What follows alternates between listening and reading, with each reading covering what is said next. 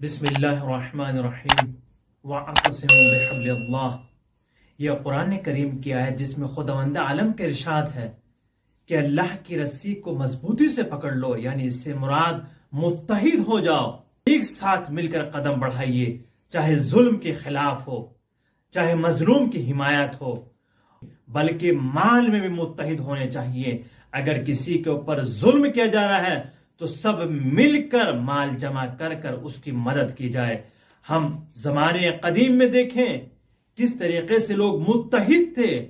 घरों में खवातीन आया करती थी, थोड़े से आग के शोले दे दिए जाएं ताकि हम घर में आग जला सके। इतना इत्तेहाद पाया जाता था, मिलजुल कर काम किया करते थे। लेकिन आज के दौर में घरों में आग नहीं देते हैं, बल्कि घरों में आग लगाई जा रही है। ये इत्तेहाद नहीं है, ये फितना फसाद बर्पा कर रहे हैं।